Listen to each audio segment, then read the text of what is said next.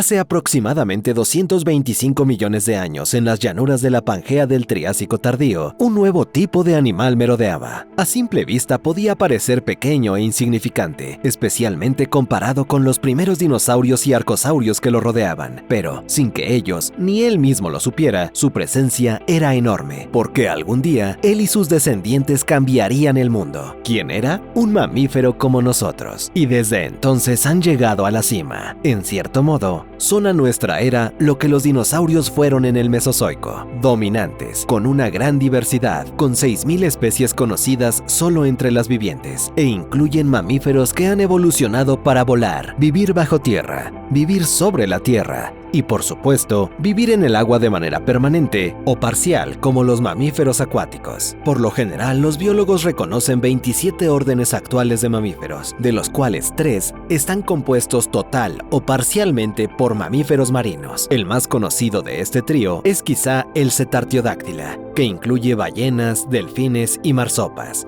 Luego están los sirenios o vacas marinas, representados por manatíes y dugongos. Y por último está el orden Carnívora, que agrupa muchos mamíferos terrestres y marinos. En su rama marina, incluye muchos pinípedos o focas, mustélidos marinos y un oso, el oso polar, que se considera marino por su dependencia del océano. Todos juntos, estos órdenes marinos están presentes en todos los continentes, abarcan un gran rango de tamaños, difieren mucho en dieta y a veces tienen raíces muy antiguas. Sirenios y cetáceos comenzaron hace unos 55 millones de años, por lo tanto, llevan mucho tiempo siendo parte de la historia de la Tierra y son un testimonio del éxito de los mamíferos marinos. Para rematar este éxito, otro hecho lo demuestra. La mayoría de los órdenes de mamíferos marinos que han evolucionado siguen aquí. De hecho, solo hay un orden que surgió y desapareció, representando el único grupo de mamíferos marinos que se extinguió, y es muy posible que nunca hayas oído hablar de ellos. Se trata de Desmostylia, que significa pilar unido, pero hablaremos de ello más tarde.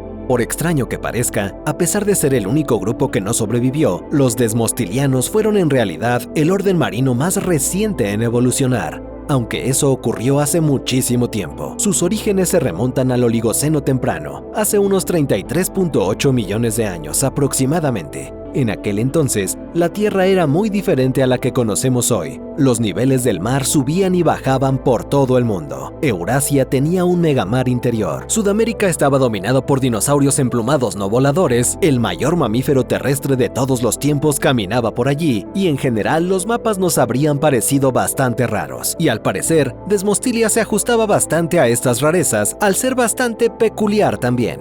Hasta donde podemos decir, el primer género de este grupo en evolucionar fue Behemothops, que apareció en el Pacífico Norte, específicamente a lo largo de las costas de Estados Unidos y Canadá. Además, al ser el primero, Behemothops era el demostiliano más primitivo descubierto hasta la fecha, y con solo verlo te das cuenta de que era una criatura inusual en general, parecida a una especie de hipopótamo que no recibió el memorándum sobre cómo ser un hipopótamo. Además de en su aspecto superficial, sus huesos sugieren que Behemothops tenía el tamaño de un hipopótamo. Los adultos medían unos 3.2 metros de longitud y pesaban 2.2 toneladas, así que con esto en mente, no es de extrañar que cuando se encontraron por primera vez huesos de este orden, muchos pensaron que habían encontrado un hipopótamo antiguo y primitivo, no un nuevo orden. Pero había un problema con esto que confundía a todos. Los hipopótamos, o más bien, los hipopotámidos, solo aparecen en el registro fósil hace unos 15 millones de años, así que hay un gran intervalo, y resulta que Behemothops y sus parientes no son un eslabón perdido, sino un grupo único, que irónicamente ni siquiera están tan relacionados con los hipopótamos. ¿Quién lo diría? En realidad, no sabemos muy bien a qué están más relacionados.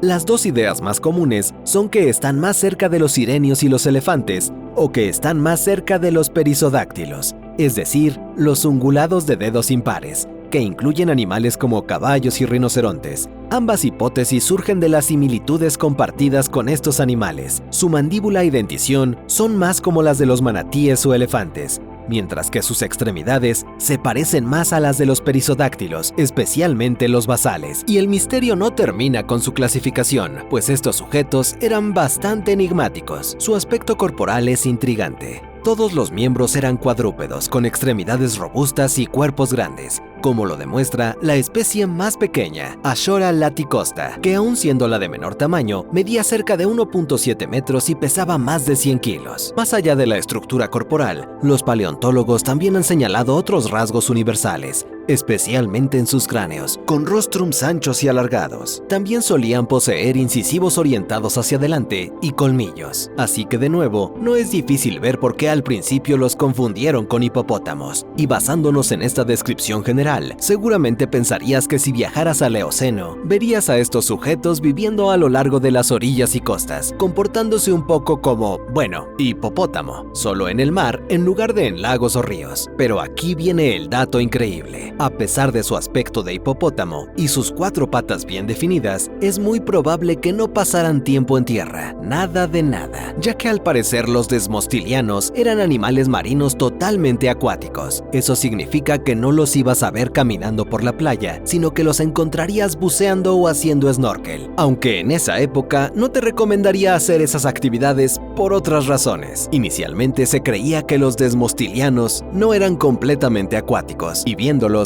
es comprensible. Yo había pensado lo mismo que los estudios iniciales sobre el grupo que los consideraban semiacuáticos o incluso terrestres debido a sus extremidades bien desarrolladas, y se sugería que, al nadar, los miembros de este orden necesitaban apoyarse mucho en sus poderosas extremidades anteriores solo para moverse. Sin embargo, con los años, a medida que se han encontrado más especies junto con especímenes mejor conservados, comenzaron a identificarse rasgos que mostraban bastante claro que, a pesar de todo, estos sujetos no necesitaban la tierra. La mayor señal de esto fue que aunque sus extremidades eran grandes y potentes, no estaban construidas de manera que pudieran soportar sus cuerpos anchos y pesados en tierra. Piensa en los humanos de Wall-E. Además, todos los fósiles encontrados hasta ahora provienen estrictamente de estratos marinos, mientras que los huesos en sí son muy esponjosos, parecidos a los de un cetáceo, lo que habría ayudado a la flotabilidad,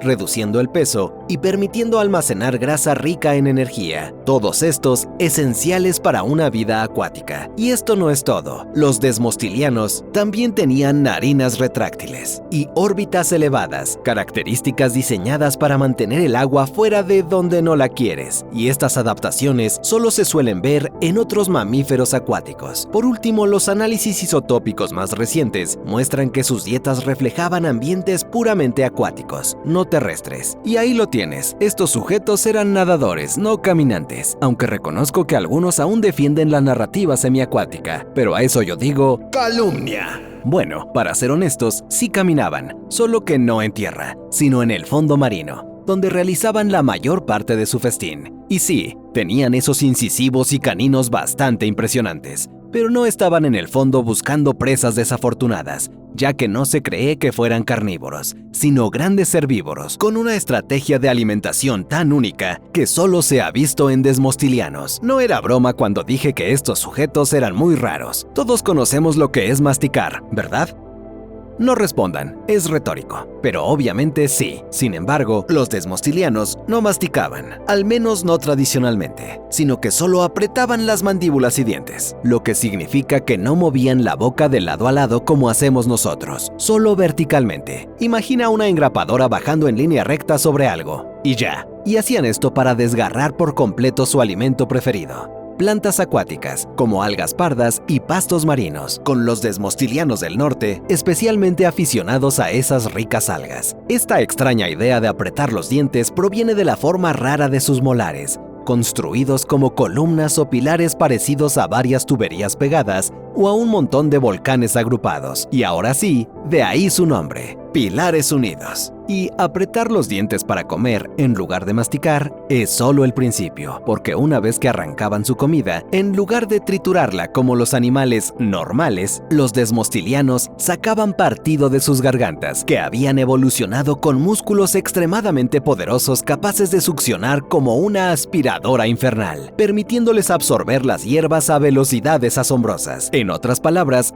no acerques las manos. Esta manera extraña de alimentarse, junto con su constitución constitución general anormal hace que los desmostilianos parezcan un experimento extravagante, pero aún así parecía funcionar bien para ellos, pues durante los siguientes 20 millones de años aproximadamente, los desmostilianos se expandirían lentamente por gran parte del Pacífico e incluso evolucionarían en dos grupos distintos, Desmostílidae y Paleoparadóxidae, o como me gusta llamarlos, chicos de agua y superchicos de agua. Aunque hay varias diferencias entre ellos, una importante es que los miembros de Desmostílidae, como Desmostylus, Cornwallius y Behemotops, se encontraban principalmente en aguas poco profundas, que no superaban los 30 metros. Además, se sabe que esta subfamilia viajó a ambientes más exóticos, incluyendo canales de agua dulce y estuarios salobres, mientras que los Paleoparadóxidae, que incluían a Ashora y Paleoparadoxia, vivían en aguas mucho más profundas y se encontraban exclusivamente mar adentro. Todo un ejemplo de pioneros. Y no solo alcanzaron un rango impresionante en cuanto a la profundidad del agua, sino también en dimensiones, pues como mencioné, este orden también alcanzó gran tamaño.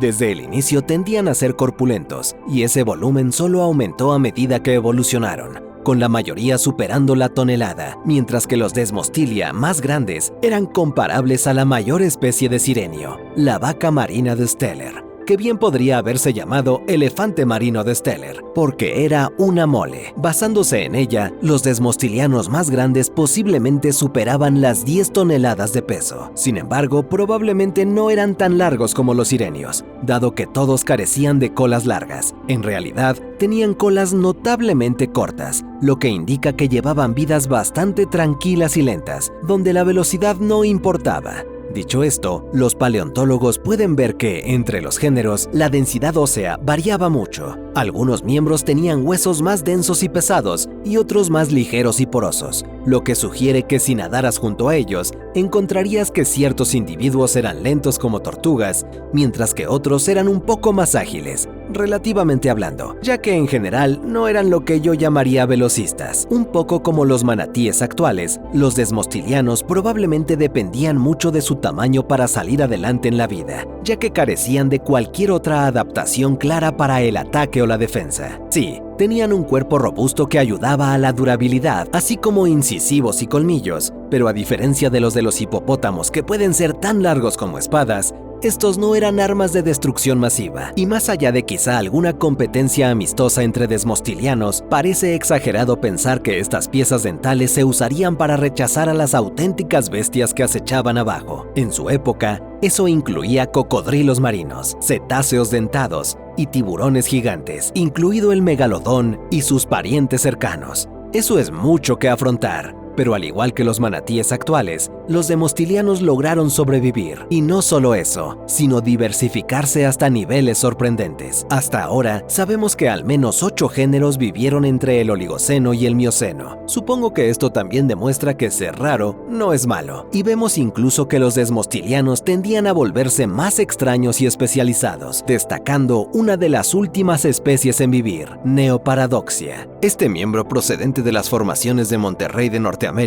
era completamente diferente a sus parientes. Para empezar, tenía una apófisis paraoccipital masiva, alargada y extendida lateralmente, mientras que sus fosas temporal y mandibular eran proporcionalmente más grandes y profundas que las vistas en otros desmostilianos. Y estas adaptaciones no implican que se hubieran vuelto más agresivos o peligrosos, sino que Neoparadoxia simplemente se volvió más matizado y selectivo al comer, lo cual es bastante absurdo cuando te das cuenta que incluso los menos especializados de este grupo ya tenían una estrategia alimentaria que no se ve en ningún otro animal. Y aunque su alto grado de especialización les ayudó en algunas etapas, también sería la clave eventual de su desaparición, subrayando la debilidad de este grupo. Puedes pensar que estoy a punto de mencionar el clima, pero a diferencia de muchos animales extintos, no fueron los cambios de temperatura o el nivel del mar lo que pusieron en evidencia la debilidad de los desmostilianos, sino nada más y nada menos que otro mamífero marino, los sirenios. ¿Ves esas caras adorables e inocentes? Pues resulta que podrían tener sangre en sus manos o en sus aletas, porque hay una rivalidad interesante entre ellos y nuestros protagonistas. algas. Los sirenios eran los mayores de los dos, apareciendo por primera vez hace unos 55.8 millones de años. Sin embargo, no sacaron gran ventaja de ello, ya que no dieron el salto a ser totalmente acuáticos hasta finales del Eoceno. Eso significa que sirenios y desmostilianos se metieron definitivamente en el agua más o menos al mismo tiempo, iniciando una rivalidad entre los dos, pues ambos comían mucho de lo mismo, principalmente algas y pastos marinos. Pero en lugar de usar el viejo método de apretar y succionar, los sirenios desarrollaron un enfoque más simple. Utilizaron labios fuertes y prensiles para arrancar la vegetación y luego, redoble de tambores, masticarla. No parece una gran diferencia, pero lo fue. Y una parte realmente importante de esto es que al usar sus labios dejaban parte de la base de la planta, mientras que los desmostilianos absorbían cada pedazo, sin dejar literalmente nada. Un error crítico, porque así no había oportunidad de que las plantas volvieran a crecer. En cambio, los sirenios podían comer, dejar algo y volver más tarde para encontrar nuevos bocados, algo asombroso y una clara ventaja competitiva. Pero esta no fue la única cosa que tenían a favor. En lugar de mantener sus extremidades y obtener una cola pequeña, los sirenios convirtieron sus manos en aletas y sus patas traseras en una cola poderosa. Esto les permitió arrasar con los desmostilianos. Y en efecto, vemos que, en el momento en el que la diversidad de los sirenios empieza a crecer, los desmostilianos empiezan a declinar y se vuelven cada vez más raros en el registro fósil. Durante mucho tiempo, los dos órdenes pudieron coexistir, pero al final, uno tenía que desaparecer, y no fueron los sirenios. Para el Mioceno tardío, los desmostilianos estaban en sus últimas patas, literalmente, ya que solo quedaban Desmostilus y Neoparadoxia, ambos restringidos al Pacífico Norte, y pronto su tiempo también se agotó, quizá enfrentando competencia de los Dusicirens, que estaban adaptándose recientemente a climas más fríos. Y con la desaparición de estos dos, los Desmostilia llegaron a su fin, poniendo término a una existencia bastante corta para un orden. Así que la próxima vez que veas un dugongo o un manatí, sí, admira su ternura, pero toma nota de su pasado, pues tal vez nos privó de un grupo bastante peculiar. Gracias por ver este video.